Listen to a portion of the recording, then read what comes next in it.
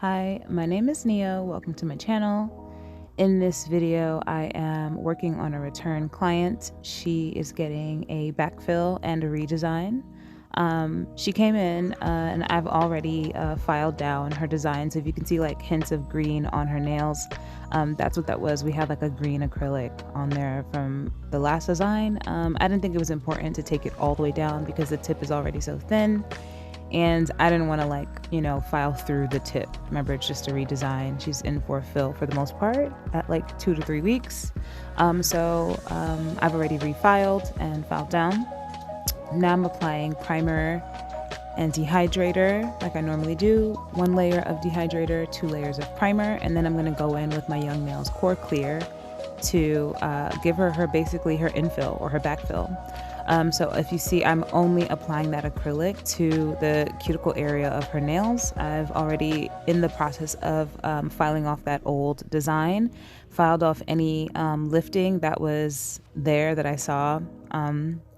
Any of the enhancement that was like lifting, I just flaked it off with the file. So I'm just filling in the back part of her nail because the front was pretty good. So that's what's happening here. Really quickly with your clear acrylic or whatever color acrylic. I know some people go straight in with their color, or sometimes they might use like a nude to do their base coat. But I just work with the clear because it's just easier and you can go anywhere from there for the most part. So that's just about done. This design, she doesn't really tell me what to do. When she comes in, she's just kind of like, you know me, I like it simple, but pretty and glam. I'm just like, okay, I'll figure it out. I had just gotten this color from Sugar and Cream. It's called Rosy. And we're in the fall season now. So it's all about the fall tones. And I thought that this rose color was just so pretty. It gives me like vintage rose vibes, which is just appropriate for fall. And I got that Tara Ui color that I used in a previous video from the red acrylics, and I still wasn't over it. I just think it's such a gorgeous color, and it really, really reminds me of oatmeal. So I was like, I'll make it work with these 2 colors. So on her pinky, I am giving her a solid nail with the rosy color. Just going in and adding that colored acrylic. On the ring finger, it looks to be a full nail of the Nude Tara Ui color. Remember, this is a color from the red acrylics. It is so smooth, slightly on the watery side, but it's pretty good. And I'm sorry for the noise in the background. And it glows in the dark, which is really great. But it really reminds me of oatmeal because it has these tiny little reddish brown flakes in it that I love it. It's so pretty. On the pointer, we are doing an ombre. So the rosy color on the tip, and then I believe it's another ombre on the thumb. I don't know, we'll see in a sec. I don't remember so much, but it looks like it's going to be an ombre. So the pointer and the thumb are ombres with the rosy on the tip and the Tara Ui Nude. Okay, never mind. This looks like it might be, is it an ombre? Yes. And then a full nail of the nude color on the middle finger, because I think I'm going to do chrome on that finger, a rose gold chrome. So yeah, just applying my acrylic that way, the way that I normally do, and then making sure to clear cap in the end. Yeah, when you are working your ombres, make sure to work a little bit wetter when you switch to that next color. So if you're doing a 2-color ombre, the second color, and this is if you work from tip to nail, cuticle area, that first bead you add after applying your tip color, you want it to be more on the wet side just so that you can get that good blend. And then you can use drier beads towards the cuticle area. So if you see on this one, the bead is a little bit more wet. It's runny. I'm just using it to pat down and get that nice even ombre like you see there. And then the cuticle bead is a little drier. It's not running so much. And then you use that to fill in. And then you can always go into, if you feel like your cuticle is not as built up like you like, or if you feel like your ombre is not as great, just go back in. But when you're working, I guess this wasn't even an ombre nail. This is a full finger of the rosy. I don't know what's going on in this video. It was a while ago. But yeah, I'm going to repeat the same thing on the other hand. I find like when I'm working sometimes on clients, I like to do one hand first It gives me an idea instead of being like, I don't know, should I switch fingers? Do I move the designs around? If I do one hand, I kind of get into the flow and I'm like, all right, I got this. I can do the other hand. Sometimes on clients, I do all 10 fingers at the same time. So it's just interesting to watch videos back and forth and be like, okay, I didn't do that this time. But yeah, whatever I did on this one finger hand, I did on the other hand. Yeah.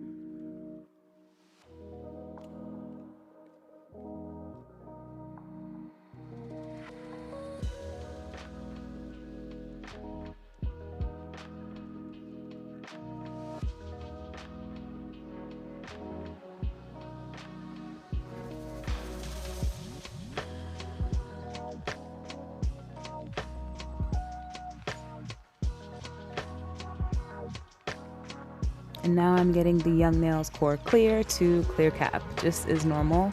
I'm not using too much just because her nails are not particularly long and don't need that much additional strength. So yeah, just clapping, especially for those ombre nails, just to make sure that we don't file away that ombre. And then to give these nails shape because you don't know if these are core colors or not.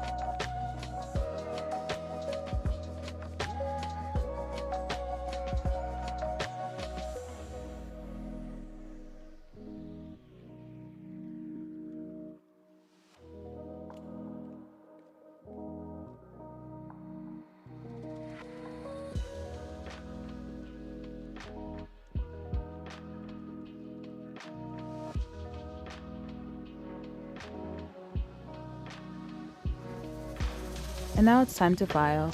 I'm using my normal 100-180 grit file to clean up my sidewalls and to maintain that coffin shape. So like the shape is distorted because she's been wearing these tips. I think this is like her third set on the same tips now. Third redesign. So over time the tips do, become less sharp, and they wear down just from wear. So just using your file to maintain that shape. She does like a coffin on her nail, so that's what I'm using the file for here. And then just to clean up, if her sidewalls look a little thick to me, then I can file away some of the products so that it doesn't look like she has like really wide nail beds. But that's pretty much it. I do go in with an e-file as well. I don't have the footage of it. And then after e-filing, I buff with my medium and then fine grit buffers afterwards.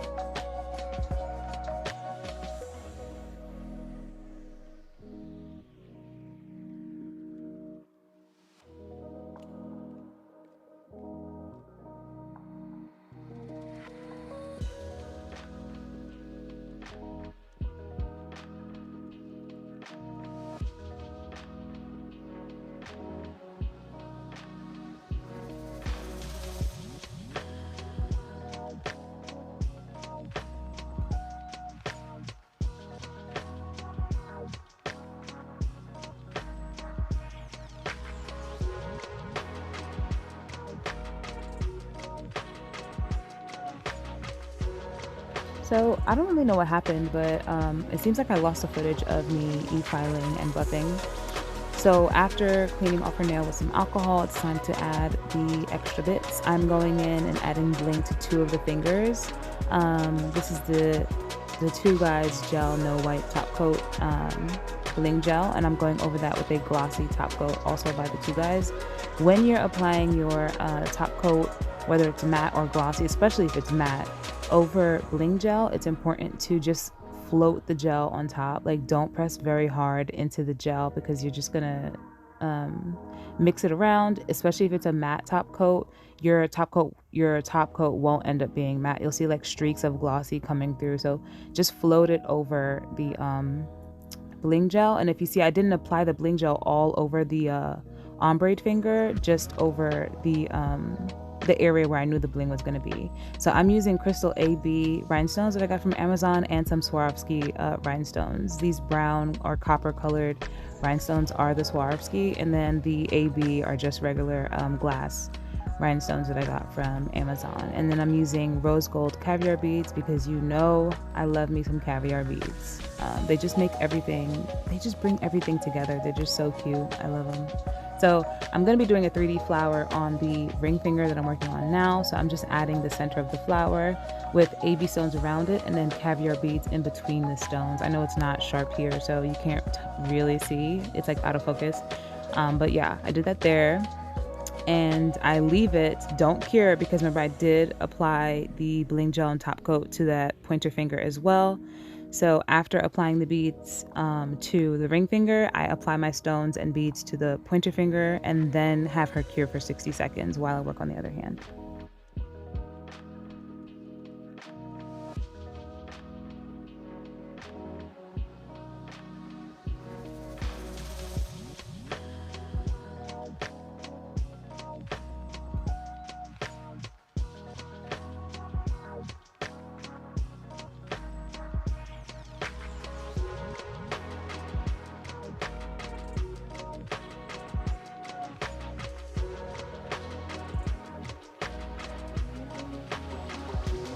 And I'm doing the same thing on her opposite hand. So on this finger, I'm adding it to the ombre finger.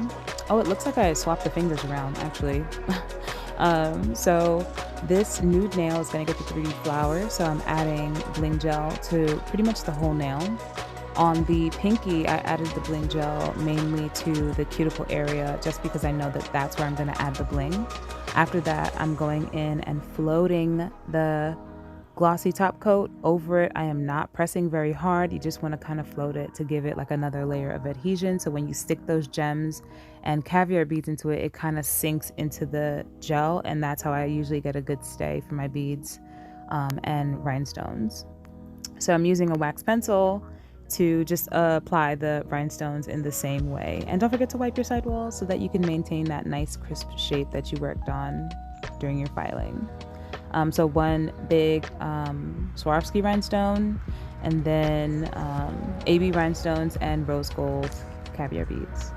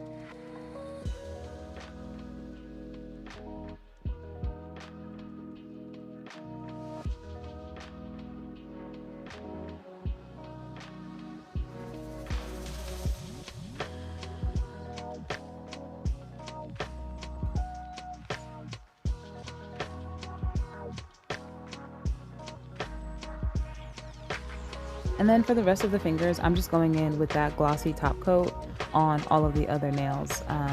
Yeah, it was just a simple set. I didn't want to add too much bling to take away from it. And the nails do glow in the dark. That nude color does glow, so I just didn't want them to be too busy. You could have totally gone in and added that tiny bit of bling around the cuticle like I did on the other fingers, but I just thought that this was just enough, especially because we're going to go in with some chrome afterwards anyway. So when you apply this top coat, give her a full 60 seconds to cure, and then all will be good.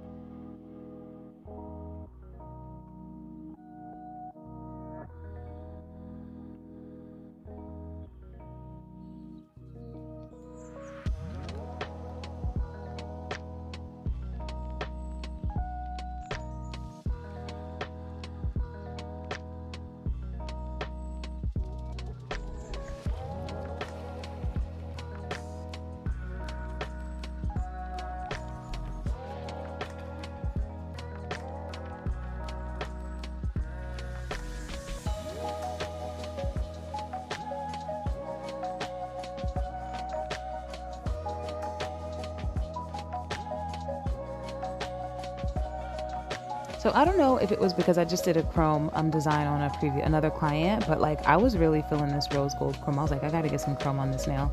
So I used a silicone rubber brush, I guess is what you call it. I'm not sure what you would call this, but it's a silicone applicator, and I'm just burnishing in that rose gold chrome over that nude, the second nude fingernail. So on both hands, each hand is gonna have one rose gold chrome finger, and after applying the chrome, I go in and brush off the excess with like a fluffy brush, and then just top coat again with glossy no white top coat.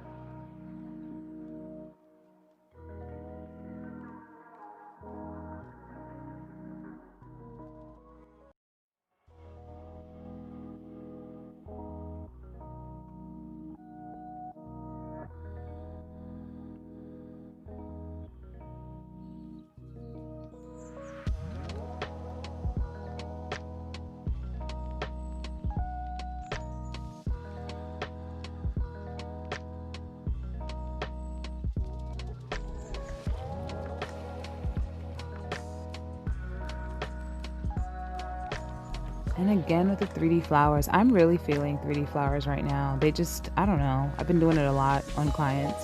And they seem to like it, but I'm really into the 3D flowers right now. So I placed a wet bead, I dragged it down to get that point, and then I'm pressing.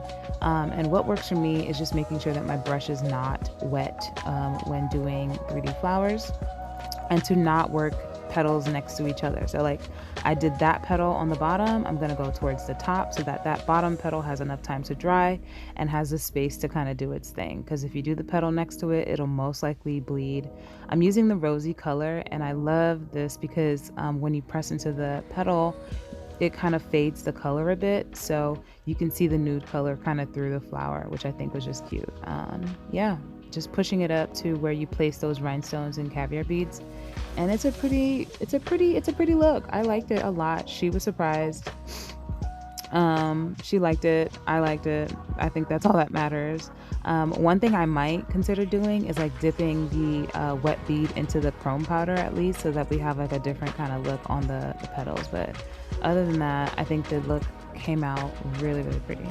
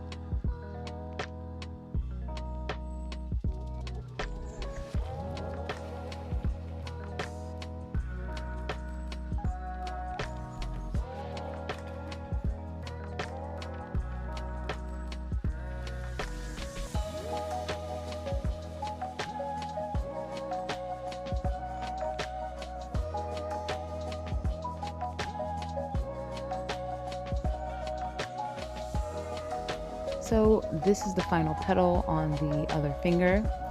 As you can see, it's just so pretty with that rose gold rhinestone. I hope you enjoyed this set, watching me work on this client. These nails came out really pretty.